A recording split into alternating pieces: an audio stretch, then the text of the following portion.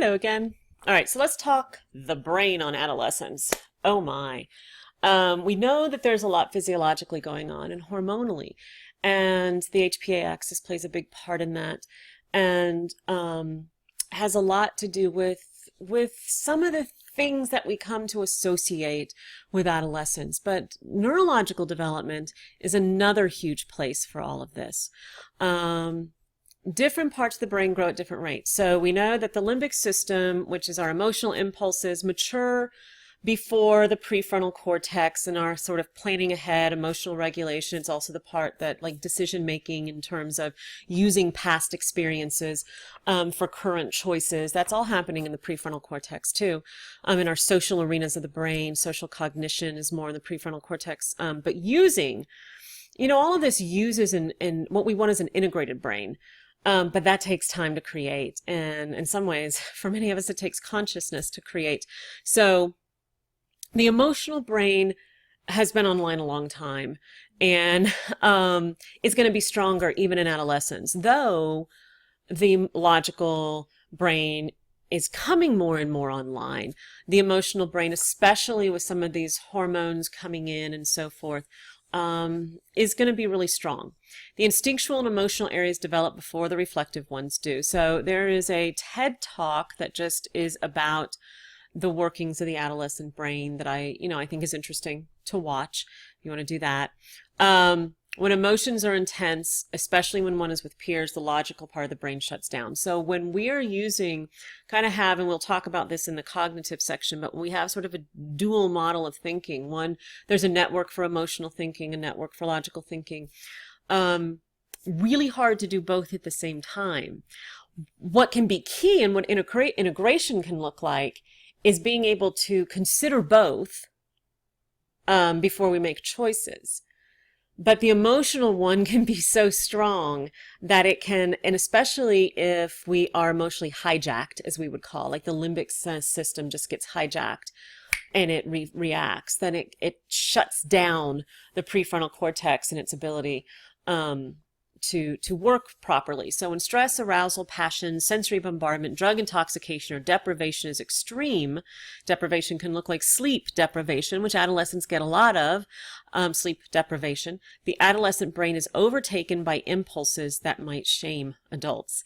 Because we have to remember too, a big part of the prefrontal cortex is to inhibit or be like it's like pulling the reins of the horse. The wild horse can be like that, those emotional centers. And when we have reins on them that we pull, that's the prefrontal cortex that can pull back some of those impulses to just run wild. Now, a limbic system unchecked by a developed prefrontal cortex, aroused by puberty hormones, loves intensity and excitement. Reactions, though, are lightning fast due to myelination. So yes, that can be emotional reactions, but it can also be physical reactions. I mean, our teens are quick, and that's actually a good thing. Dopamine is very active in this. Okay, we're going to talk about that in a minute. It's a highly creative time, can be prone. Okay, so I'm actually going to go here. I'm going to talk about, this is non-tech stuff. I'm going to talk about how Dan Siegel, so this is some really interesting information on the adolescent brain. He has a book called Brainstorm, and it's about the adolescent brain and helping to understand it. And one thing that Siegel says is that he believes that it's the adolescent brain that we need to save the world.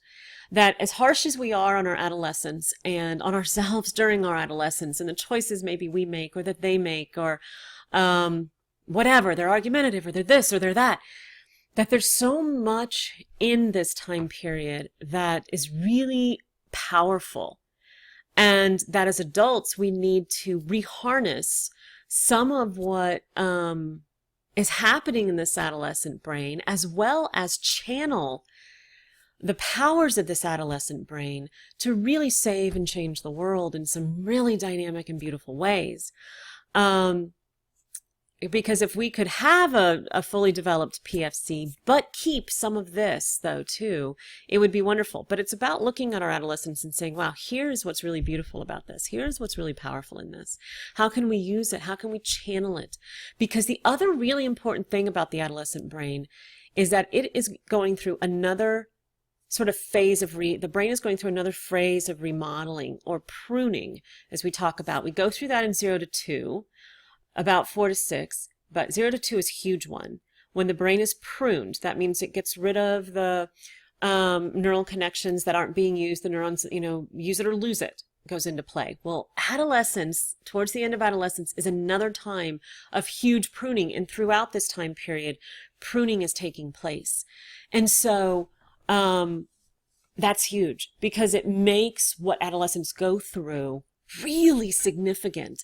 What kind of experiences are they having? What kind of relationships are they in? How are they seeing the world? What kind of opportunities are they getting to learn and be challenged? Because all of that will impact what parts of their brain are being used and what is going to strengthen.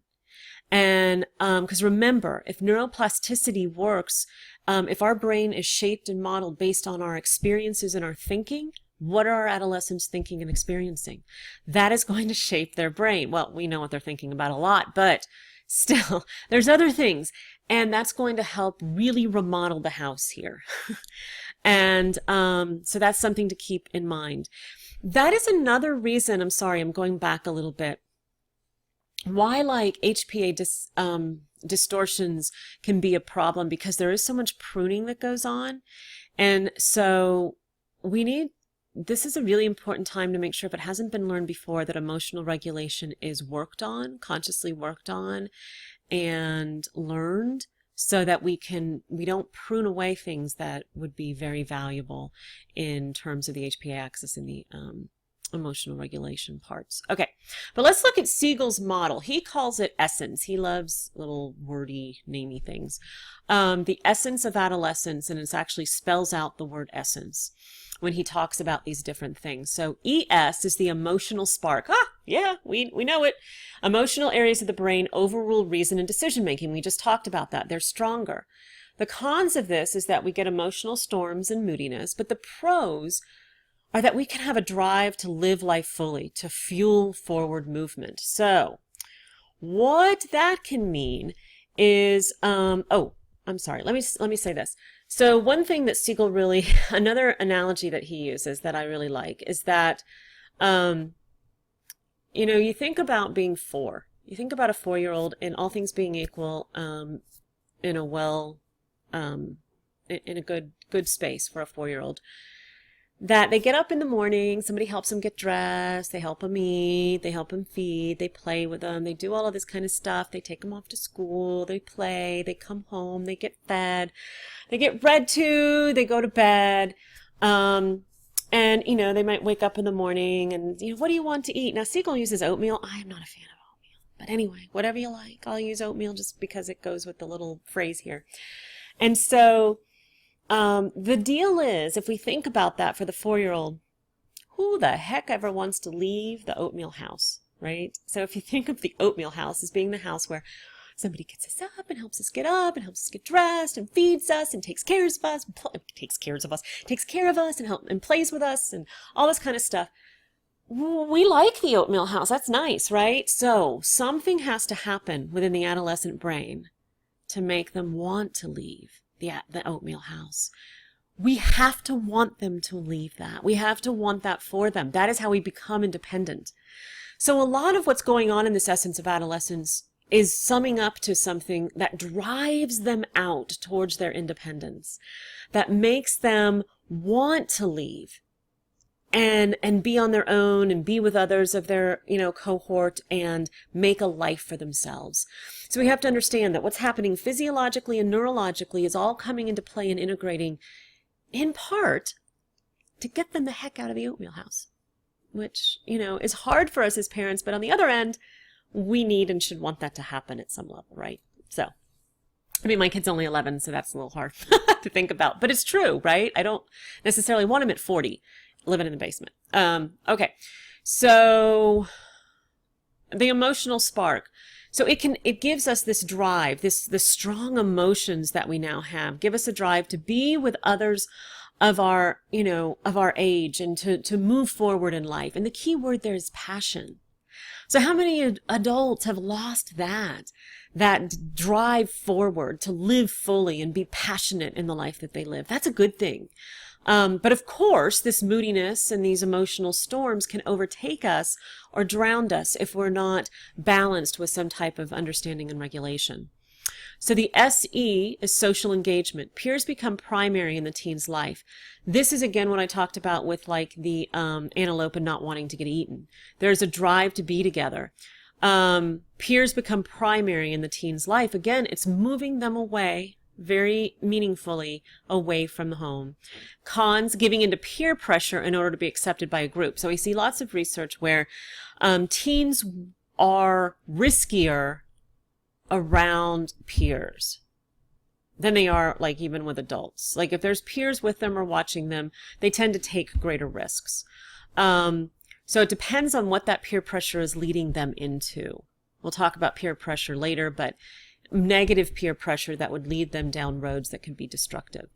Pros, creating supportive relationships that assist in feelings of belonging and safety, making movement away from childhood. Relationships are a key factor in medical and mental health, longevity, and even happiness. Research after research shows that social connections are a key to happiness. And so our kids are learning how to have these relationships. The key word, connection. That's another positive one that we want from them. N, novelty seeking. Oh, okay, so novelty seeking. This is interesting because, the text will talk about there's like rise in dopamine. Well, there's actually theory out there that says that we get a baseline drop in dopamine in adolescence. So think about this. We get a baseline drop. I'm going to come up here. You can kind of see that though. Get a baseline drop in dopamine for the system. And so what does that lead to? It leads to feeling, if dopamine is our like feel good hormone, so you get a baseline drop in it, you can feel restless and bored. Okay, that's easy for adolescents. They feel restless and bored a lot. Yes? Okay, so we get that.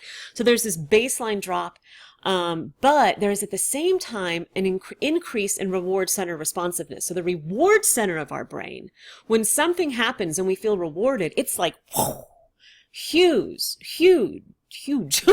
It's huge. So we're constantly trying to sort of up that dopamine level by doing things that bring on the big reward.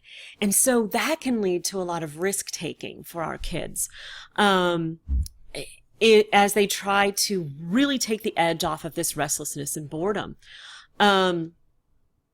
So cons, dangerous risk-taking behavior and injury, substance abuse, and addiction. It's another reason, though, why addiction in adolescence is so easy. Because once we get a taste of something that strikes that tingles up that reward center, then we need more. We want more and more and more of it in order to rise and rise and rise those dopamine levels. So that is, addictions can really hook in during adolescence if we're not careful, and dangerous risk taking. So driving fast. And the thing is, we can say that, Siegel sort of confronts the idea that teens don't know the risks that they're taking, but he says they're actually hyper aware, kind of in some ways. Like they'll see a dark road, a long, straight, empty road at night, and be like, hey, I can go 100 miles an hour down this road, and there's a 60% chance nothing will happen. Well, what they do is they just, 60, 70% chance it won't happen, so I'm going to go with that. Whereas adults, we might be, that's a little too risky. They just kind of up the positive fun when they're with their peers. The risks kind of get downgraded. So pros to this novelty seeking: courage to leave the familiar, certain, and safe home for the unfamiliar, uncertain, potentially unsafe world beyond. Again, they're getting drawn out. They want to try new things. That's good. The key word, courage. So we have passion, we have connection, and we have courage. These are all great things that we need in this world. The last one, CE, is creative exploration. Ability and willingness to push against the status quo. Don't we know that, right? And imagine how things could be rather than accepting what is. So these are the ones that ask questions, that refuse to believe in, the way things have always been, but want to ask, and they'll question parents, you don't know, and they can have that, and they want to argue and debate these, every little detail about something, but they can be beautifully idealistic, a little hypocritical in their idealism. They have lots of ideas. They don't always know how to walk that talk. But more and more, we're seeing incredible innovations, and there's something on D12 about that, from adolescents. I mean, younger and younger, creating incredible things, using all of this stuff to help save the world. So the con can be change and nonconformity can be stressful. It can be stressful to everyone, to the household. It can create conflict if it's not understood. Pros, innovation, discovery. Most innovations in art, music, science, and technology emerge from the adolescent mind. So the key word here is imagination and innovation. So think about this. Courage, imagination, passion, and connection. These are the things that create a dynamic life and that we need. Oh my, there's my dog. Sorry. I'm so sorry. The mailman is coming and it just drives my dog insane. I'm going to try to get through this because this is the last slide on this one. So basically we see that there are pros and potential deep challenges or cons to this adolescent neurology. And we're going to talk about, as we start talking about the, cognitive aspects even more, we see how this all sort of rolls in together. We have a really strong emotional center. We have a deep desire to be connected. We have that baseline drop in dopamine. Adolescence, if you watch the one video, not really clear and not fully able to see the perspective of others. So that can, cause some of the conflicts and so forth that they might have, especially with adults. So, there's a lot going on here, neurologically, physiologically, some beautiful, some challenging, and let's just keep going. I'm going to stop this one now.